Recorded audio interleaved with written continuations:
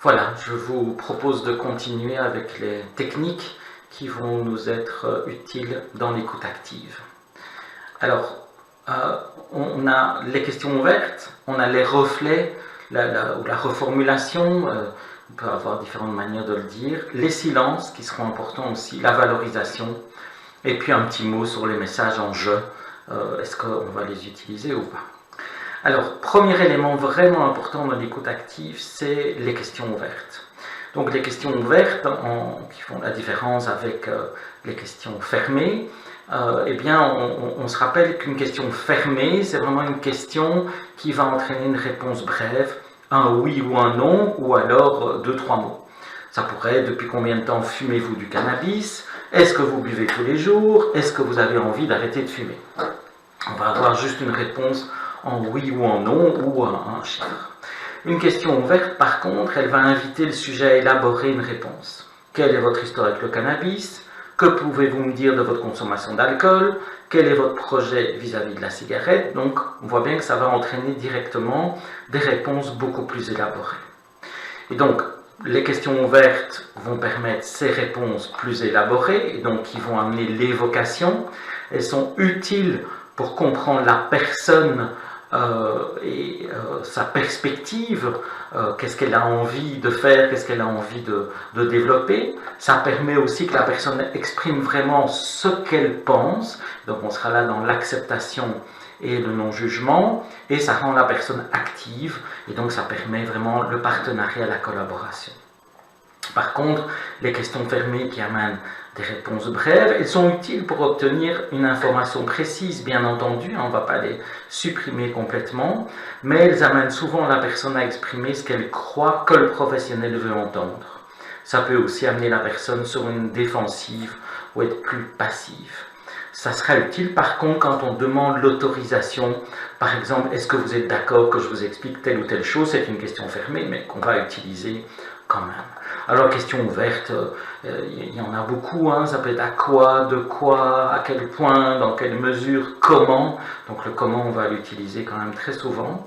Pour quelles raisons, que pensez-vous, quoi d'autre, etc., etc. Donc il y a toute une série d'exemples qui sont là. Deuxième outil très important, c'est les reflets, c'est la reformulation.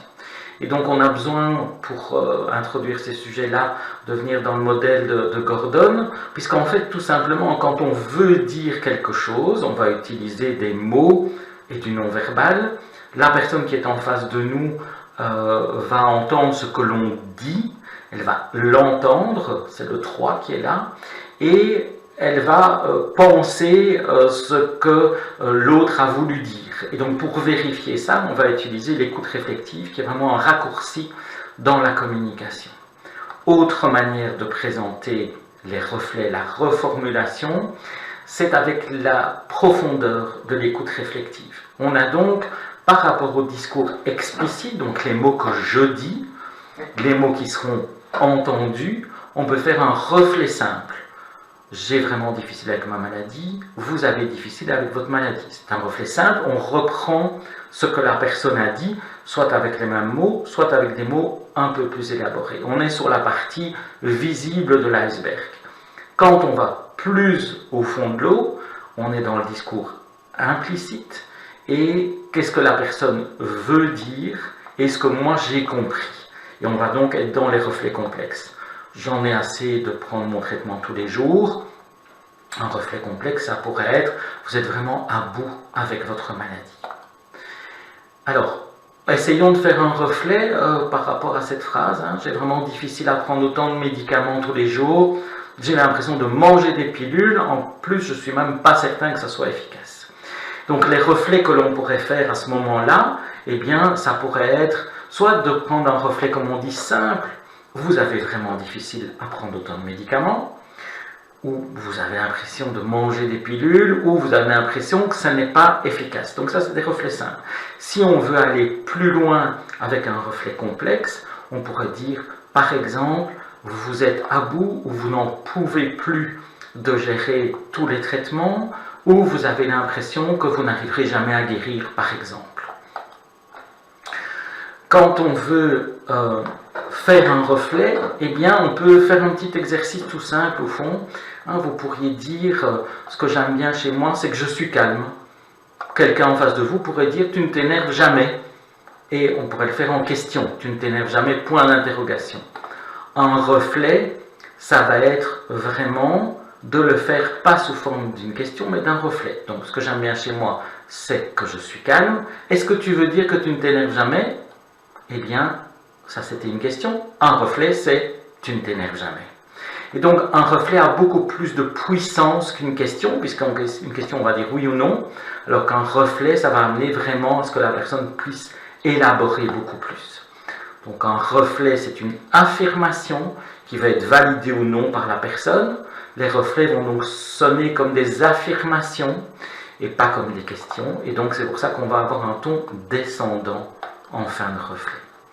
Les effets d'écoute réflexive, ça permet vraiment à l'interlocuteur de s'entendre, ça permet de s'assurer qu'on comprend ce que notre interlocuteur veut dire, ça diminue les réticences de notre interlocuteur, ça l'encourage à élaborer et à explorer son ambivalence, et ça contribue vraiment au sentiment d'être écouté et compris. Alors, je vous invite à essayer de faire l'un ou l'autre reflet par rapport à ça. Vous avez vu mon poids, j'ai pris 10 kg en 3 mois, c'est pas possible, ce traitement me donne tout le temps faim, je vais quand même pas continuer à gonfler comme ça. Donc je vous laisse réfléchir, je vous donne une ou deux pistes. Un reflet complexe, ça pourrait être, vous voulez vraiment trouver une solution pour arrêter de prendre du poids, ou vous voudriez vraiment que ce traitement soit plus adapté. Donc c'est des reflets, ce qu'on appelle des reflets de prolongation d'idées. Quelque chose de très important dans les reflets, c'est d'essayer de nommer les émotions de l'autre. Et donc on retrouve ça effectivement dans les reflets complexes. Donc je vous reprends un petit peu ce qu'il y a comme type de reflet. Le simple, on paraphrase, on donne des synonymes, on répète, on ne rajoute rien. Les reflets complexes, on rallonge, on prolonge l'idée, on fait un reflet amplifié ou un double reflet, c'est-à-dire qu'on prend les deux côtés d'une ambivalence, on fait une métaphore, on fait un reflet de sentiment. Donc on ajoute quelque chose par rapport à ce que la personne nous a dit. Et ça lui permet d'avancer vraiment. Et donc si on revient à ces fameuses émotions qui permettent vraiment à la personne d'avancer par rapport à sa réflexion. Voici quelques émotions, la colère, la peur, la culpabilité, la joie, la honte, le ressentiment, la tristesse, l'anxiété, l'humiliation, l'abandon, la douleur, la souffrance, la fatigue, le plaisir, la solitude, le découragement, la vengeance, le désespoir. Donc l'idée, c'est de pouvoir essayer de mettre des mots sur ce que la personne vit.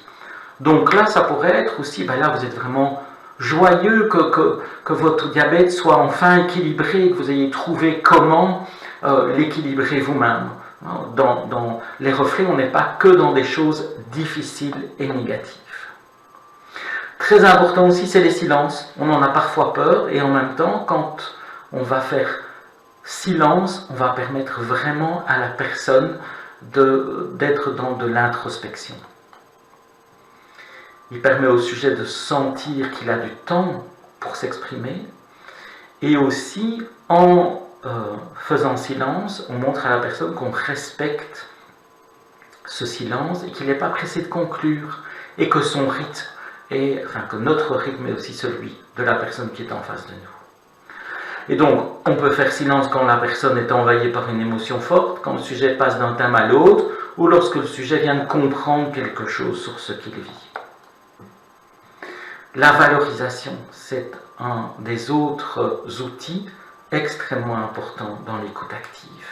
Pourquoi est-ce qu'on valorise? Mais pour reconnaître les capacités de la personne, pour lui donner de la valeur. Valorisation, ça vient de valeur. Pour soutenir aussi les efforts accomplis. C'est une intervention qui va renforcer l'alliance, qui va augmenter le sentiment d'efficacité personnelle, qui va diminuer la résistance et contribuer à ce qu'on appelle dans l'entretien motivationnel le discours changement. Une valorisation, c'est une affirmation plus forte qu'un reflet complexe. Les 3 niveaux de valorisation, le niveau entre guillemets de base, c'est de valoriser le résultat. Vous avez réussi à perdre 3 kilos. C'est de valoriser le processus, c'est un peu plus fort. Vous avez mis en place toute une série de stratégies pour perdre du poids. Et le 3e niveau, c'est de valoriser les qualités, les valeurs, les compétences ou les ressources qui ont permis le cheminement. Vous êtes quelqu'un de déterminé. Quand vous voulez arriver à un résultat, vous y arrivez. Donc ici, quelques petits exemples dans les 3 niveaux. Vous pouvez vous féliciter de votre perte de poids, le processus. Vous avez fait beaucoup d'efforts pour perdre du poids, pour diminuer votre consommation. Les qualités, les valeurs, les compétences. Quand vous décidez quelque chose, vous savez tenir vos engagements, etc. Pour qu'une valorisation soit efficace, il faut qu'elle soit authentique et sincère. On ne va pas dire quelque chose qu'on ne pense pas. Elle doit être ajustée, calibrée, personnalisée, centrée sur l'autre. On ne va pas dire « je trouve que vous avez beaucoup progressé », mais plutôt « vous avez beaucoup progressé ». Elle doit aussi être adaptée au contexte. Voilà, je vous remercie.